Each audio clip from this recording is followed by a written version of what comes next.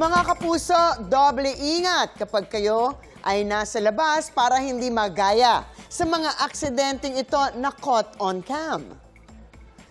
Sugatan ng isang traffic enforcer matapos mabundol ng SUV habang nagmamando ng trapiko sa isang intersection sa Cebu City at muntik pang magulungan ng SUV ang enforcer.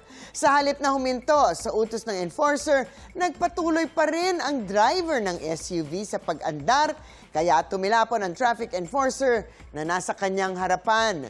Nagtamo ng mga sugat sa kamay ang traffic enforcer dahil sa nangyaring insidente. Sa investigasyon ng Cebu Transportation Office, iginiit ng driver na hindi niya umano nakita ang traffic enforcer. Buti na lang may CCTV. Isang aksidente pa sa kalsada caught on cam. Ang lalaking nahulog sa isang pampaserong jeep sa Aurora Boulevard sa Quezon City. Sa dashcam video ng Road Eye PH Facebook page na kung saan in-upload online ng Land Transportation Office o LTO, makikita ang pag-swerve ng jeep. Naku, hanggang sa mahulog ang pasahero. Kaya naman nagpagulong-gulong ang kanyang pasahero mula sa jeep. Base sa punang investigasyon, hindi umano huminto ang driver para tulungan ng biktima. Suspendido ang lisensya ng driver ng patok na jeep. Ang mga insidenteng yan ang ating pag-uusapan. Ask me, ask Attorney Gabby.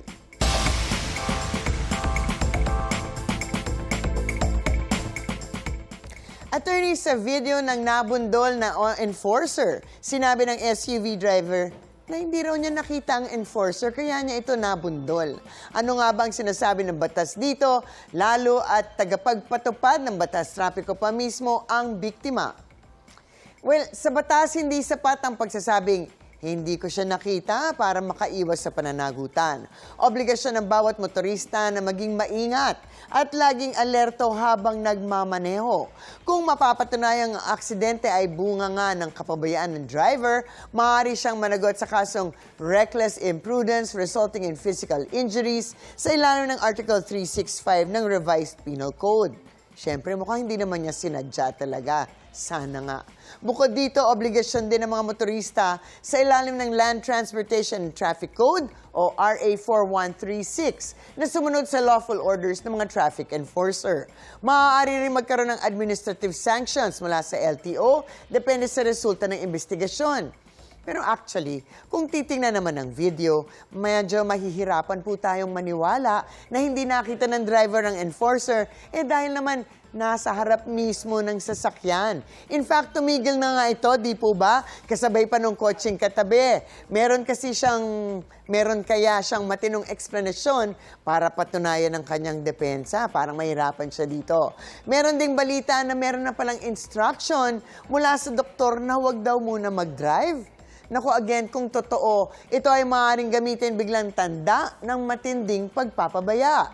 Dahil nga, meron na palang instruction, nag-drive pa rin.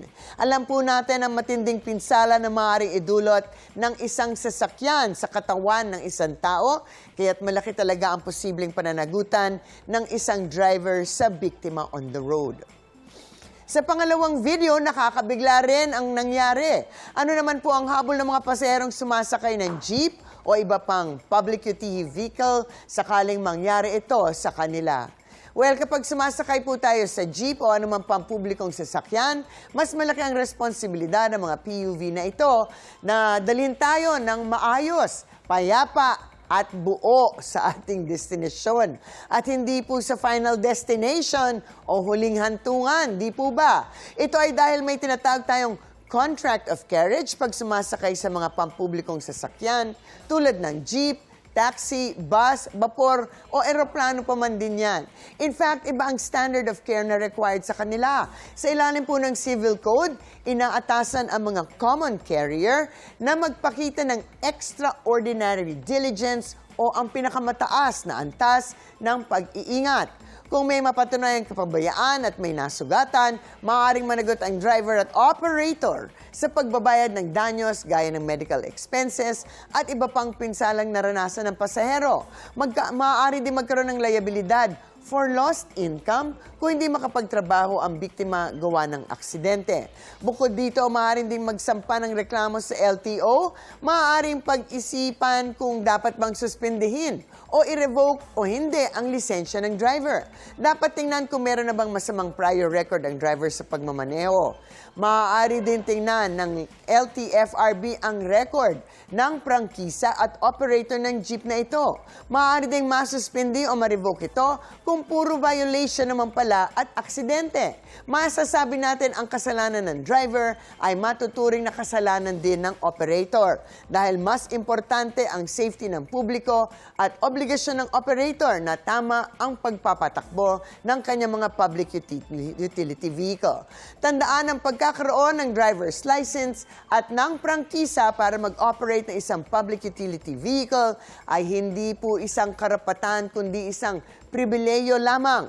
Kaya't maaari po itong bawiin at anytime kung merong pagduda tungkol sa kanyang safety sa general public. Ang mga usaping batas, bibigyan po nating linaw para sa kapayapaan ng pag-iisip. Huwag magdalawang isip. Ask me, ask Attorney Gabby. Ikaw, hindi ka pa nakasubscribe sa GMA Public Affairs YouTube channel? Bakit? Mag-subscribe ka na, dali na, para laging una ka sa mga latest kwento at balita. I-follow mo na rin ang official social media pages ng Unang Hirit. Salamat, Kapuso.